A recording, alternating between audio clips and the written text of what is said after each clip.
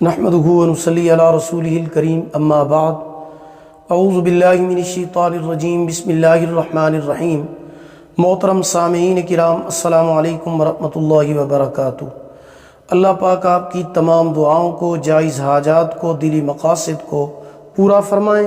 اللہ پاک آپ کی مشکلات کو آسان فرمائیں، آمین ثم آمین یا رب العالمین۔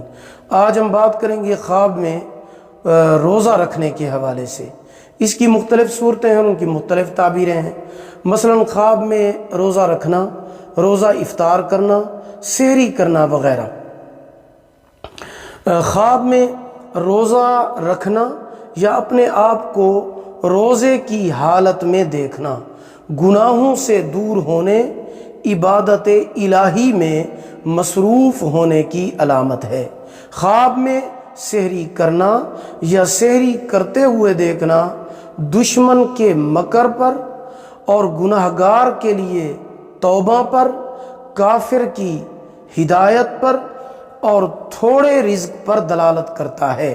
خواب میں رمضان المبارک کا مہینہ دیکھنا تنگی رزق کا باعث ہے، مگر شاکر اور صابر رہے گا عزت و بزرگی پائے گا۔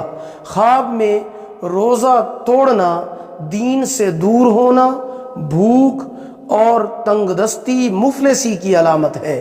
خواب میں روزہ افطار کرنا خوشخبری ملنے، دل کی خواہش، امید، دلی مراد اور دلی آرزو پوری ہونے، حج کرنے، متقی اور پرہیزگار ہونے کی علامت اور دلیل ہے۔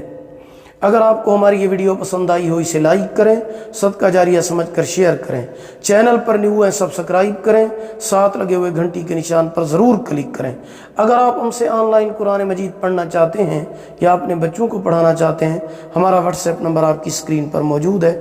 اللہ پاک آپ کے حامی و ناصر ہوں۔ آخر دعوانا ان الحمد للہ رب العالمین۔